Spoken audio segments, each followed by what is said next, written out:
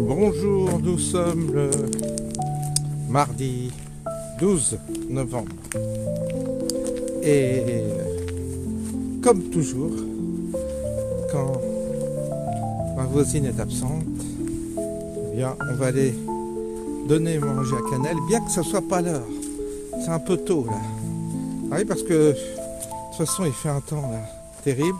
Les jours raccourcissent de plus en plus et à la rigueur il va faire nuit bientôt à 4 heures. Du coup là il est 2h30 et 14h30 et donc c'est pas l'heure du pâté de Cannelle. Elle fait la sieste là. Elle n'est pas habituée à ce que je vienne à cette heure là. Elle a une horloge aussi interne. Parce qu'en général, quand je parle, elle est déjà là. Mais là, personne. Alors on va voir. Cannelle ? Cannelle ? Ah oui, la voilà. Ah oui, c'était... Et oui, c'est pas ton heure, d'habitude, tu passes plus tard. Ah oui, mais t'as vu le temps. Ah, allez. Eh oui. Mais oui. Tu veux pas manger?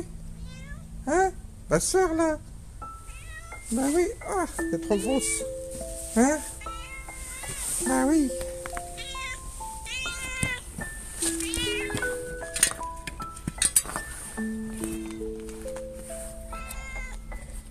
Ah oui, c'est bien que c'est pas... C'est un peu tôt, là.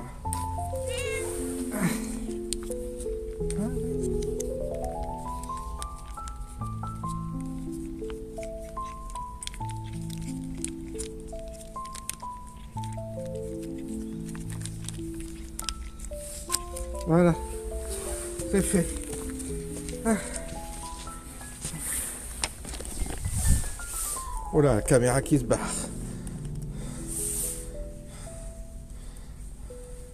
Bon appétit.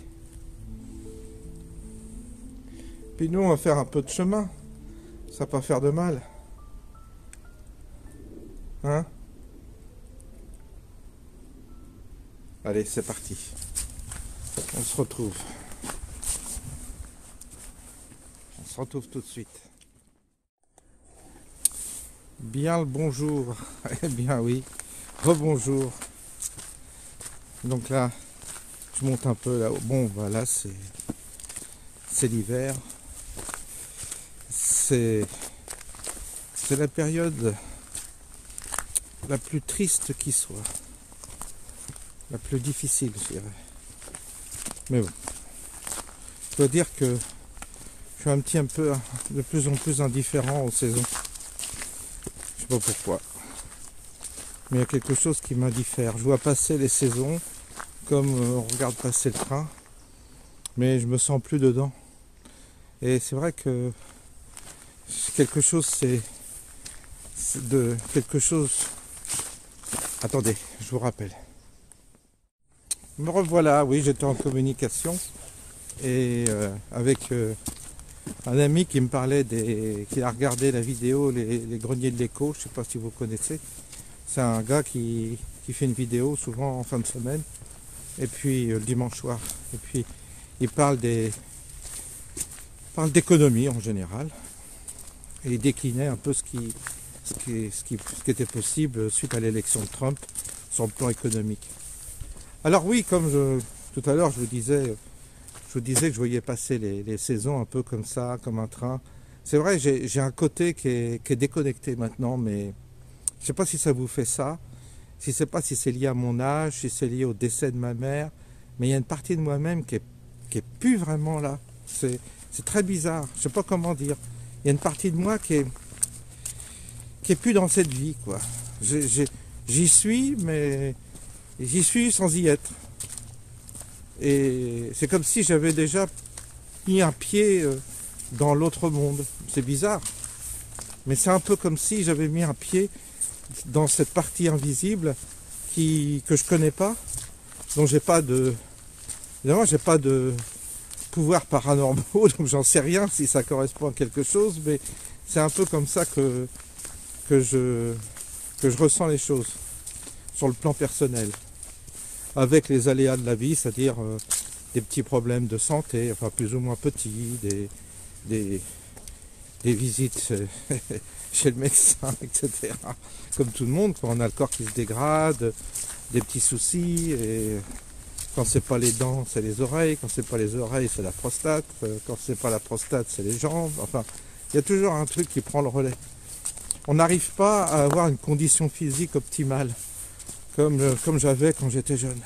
C'est-à-dire, le corps, c'était même accessoire, ça paraissait normal d'avoir un corps qui fonctionne bien quand on était jeune. On faisait même pas attention. Et puis, en vieillissant, ben voilà, je suis comme tout le monde, hein, ça commence à déconner. Et c'est chiant. Donc ça préoccupe, donc ça nous parasite un peu notre vie. C'est comme ça que je vois les choses en vieillissant, c'est-à-dire que l'aspect santé parasite un peu notre quiétude, notre tranquillité.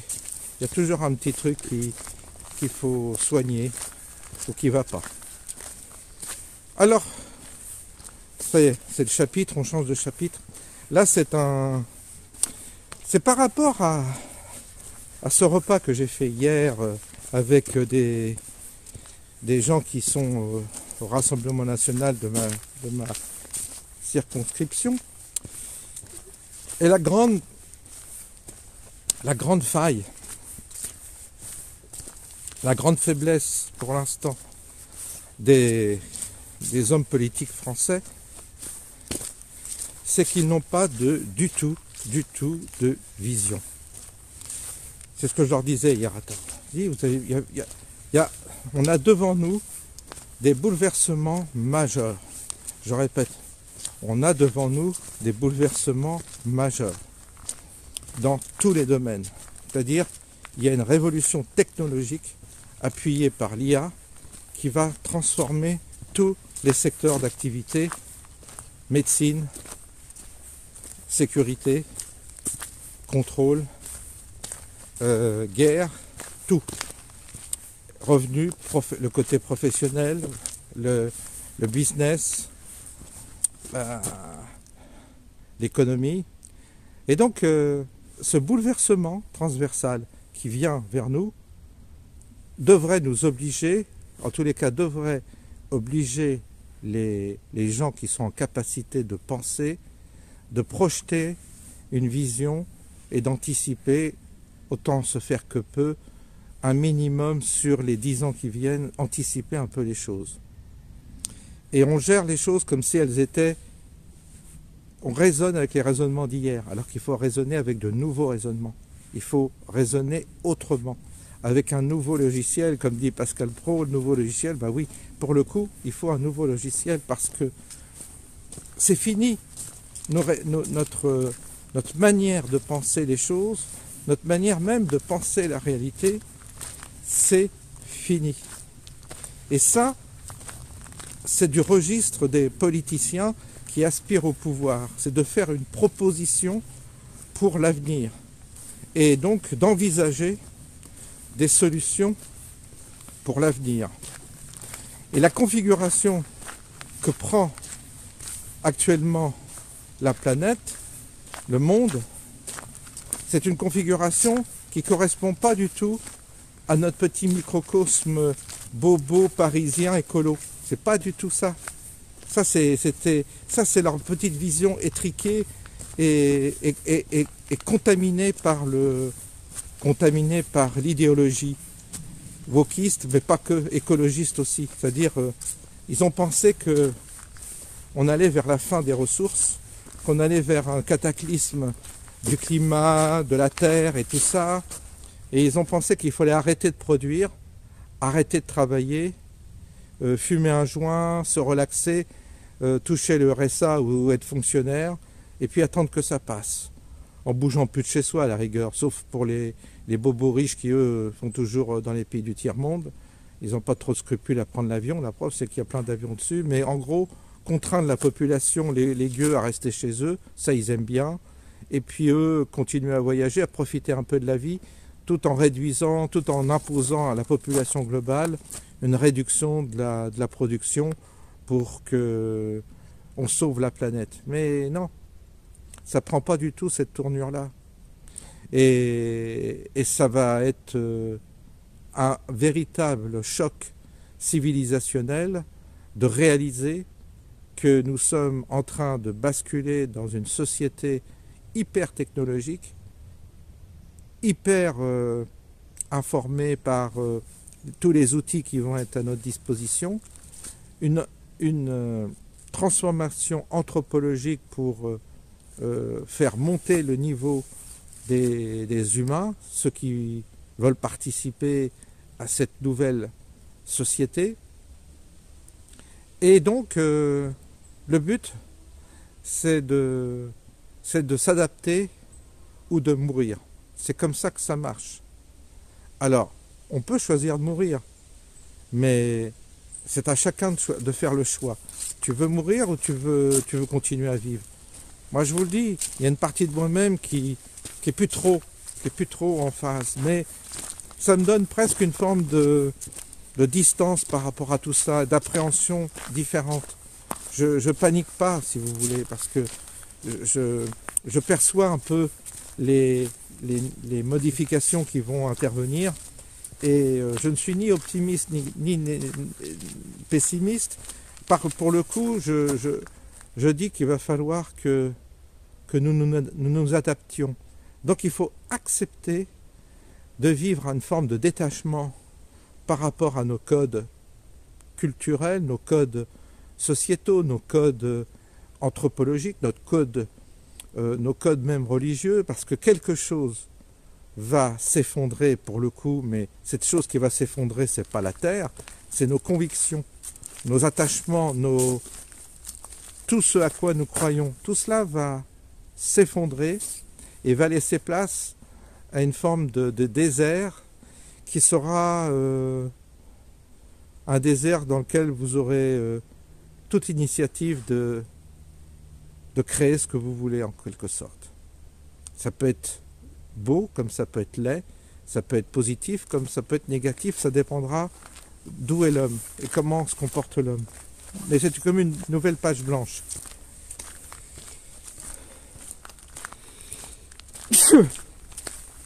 Donc on a vraiment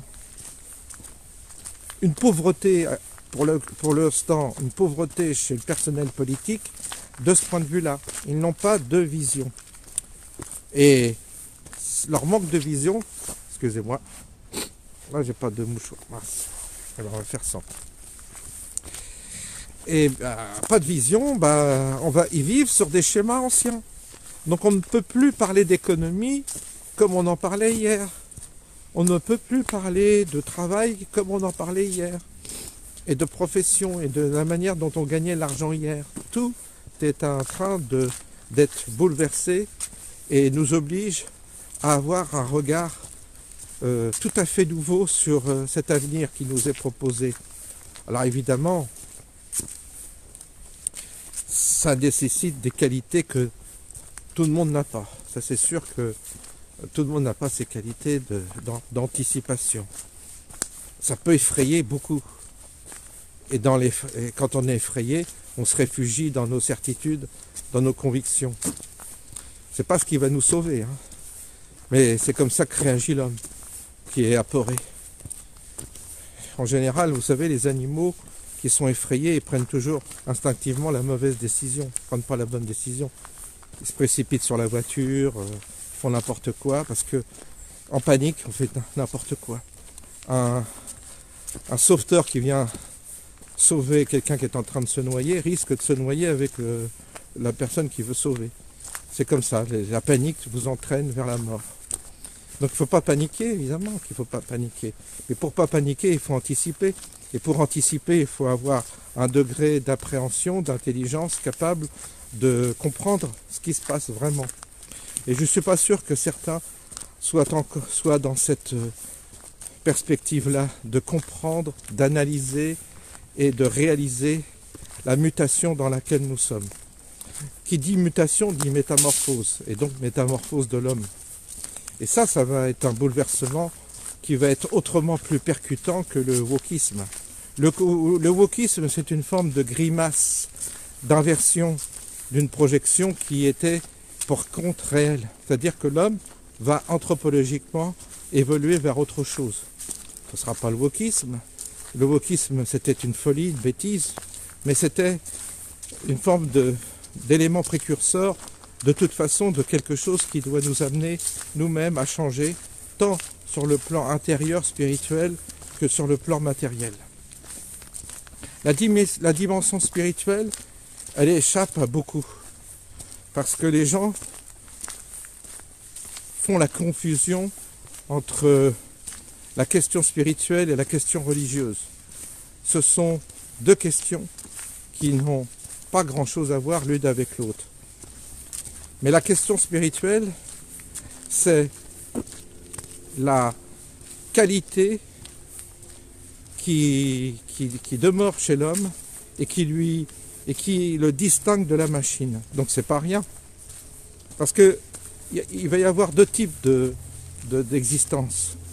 Il y a l'existence de l'intelligence artificielle qui va remplacer l'homme dans énormément de domaines, d'activités et aussi d'intelligence. Une certaine forme d'intelligence va être supplantée par l'intelligence artificielle qui va pouvoir faire des pronostics, gérer des situations d'une manière beaucoup plus performante que ne le gère l'homme. Quand on voit déjà aujourd'hui comment est géré Amazon, il y a une performance qui est certainement due à de l'intelligence artificielle, parce que l'homme est incapable de mettre en place un système aussi complexe et de rendre aussi efficace le fonctionnement d'une telle entreprise. Aucun autre concurrent d'Amazon n'arrive à faire aussi bien qu'Amazon. Pourquoi? Parce qu'Amazon a sûrement investi dans des outils informatiques hyper performants qui lui permettent d'avoir une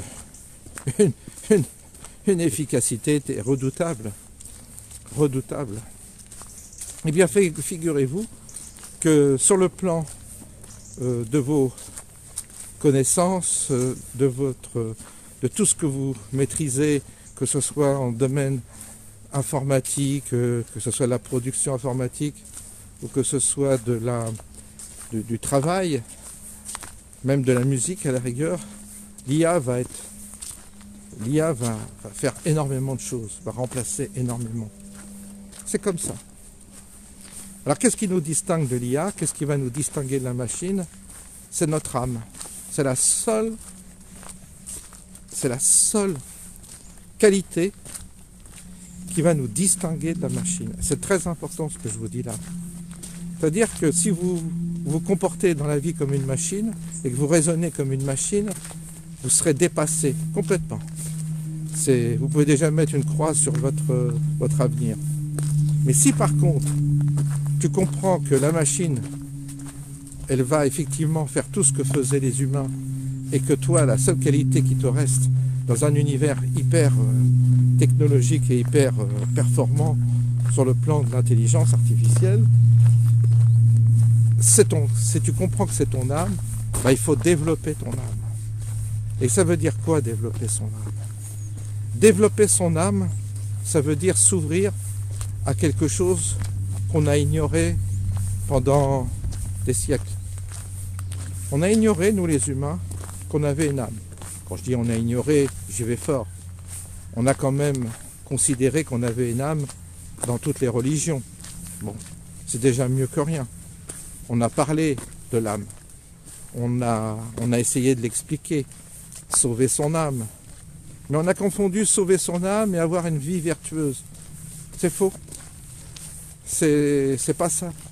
Sauver son âme, c'est l'alimenter, la nourrir, pour faire en sorte qu'elle se développe. Et si l'âme d'une personne se développe, alors elle pourra apporter quelque chose à l'humanité que ne peut apporter la machine ou l'efficacité de la machine. En gros, vous allez avoir des usines vides avec des robots.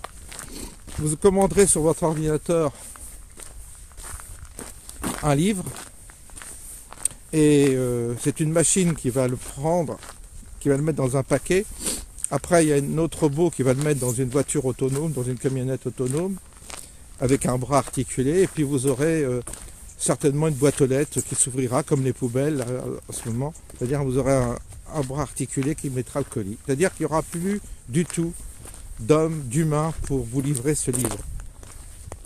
Mais le livre sera écrit par un homme. Et si les livres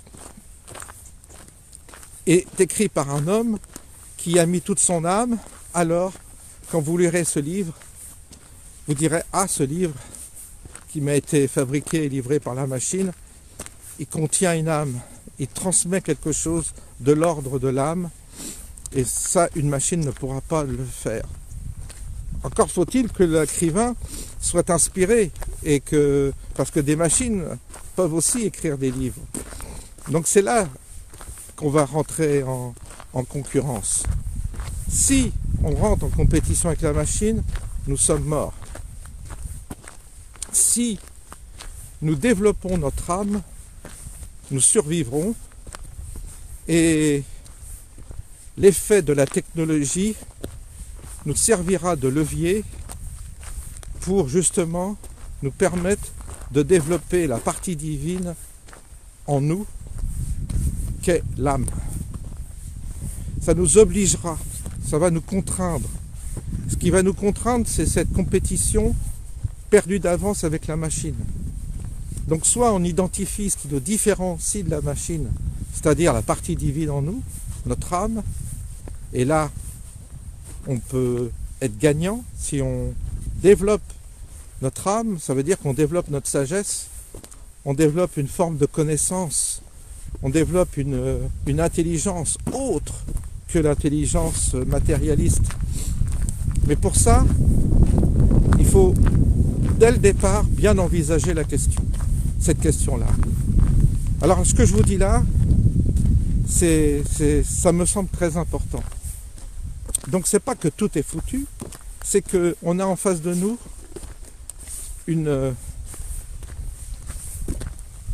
on a en face de nous un objectif, on a en face de nous un, comment dire,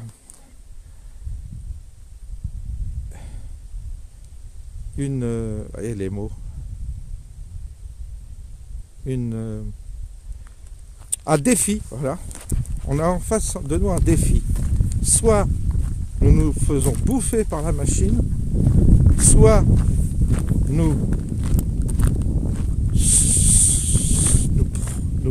trouvons en nous la qualité qui nous permet de diriger la machine et tout au moins de la dominer, ce qui est important, de ne pas nous laisser dominer par la machine mais de la dominer, mais en développant la partie spirituelle en nous, la partie divine, ou notre âme, vous choisissez le mot qui vous convient le mieux. Donc c'est un défi énorme. Et donc c'est de ça qu'on va beaucoup parler dans les semaines et dans les mois qui viennent, si Dieu me prête vie. Parce que pour moi, il s'agit là d'un enjeu essentiel pour la survie ou non de l'humanité. Mais au-delà de sa survie, au-delà de la survie de l'humanité, puisque l'humanité en soi, vous savez, je ne suis pas très attaché. Ce qui m'intéresse, c'est la partie divine qui est au cœur de l'humanité qui m'intéresse. Alors si la partie divine a choisi comme hôte l'humain, on va essayer de faire avec l'humain, en sachant que de toute façon, progressivement, l'humain va s'effacer au profit de la partie divine qui est en lui. Plus la partie divine, je dirais, prend de la place chez l'humain, plus l'humain disparaît.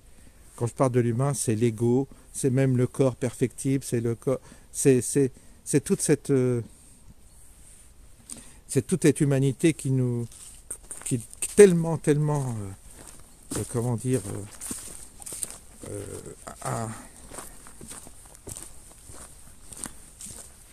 fragile, imparfaite, que la partie divine doit justement supplanter la partie humaine. Donc là aussi, c'est vraiment la chrysaline, c'est-à-dire c'est vraiment le papillon qui doit naître de cette chenille que nous sommes, nous, en tant qu'êtres humains. Il faut qu'on arrive à faire la mutation, la mue. Et cette mue-là va se faire peut-être, ou pas, je n'en sais rien, grâce à la révolution technologique qui va être inévitable, qui va être inévitable et qui est là demain, pour demain, 2 ans, 3 ans, 4 ans. C'est boum. Et la partie humaine, et qui dit partie divine en nous, dit explosion d'un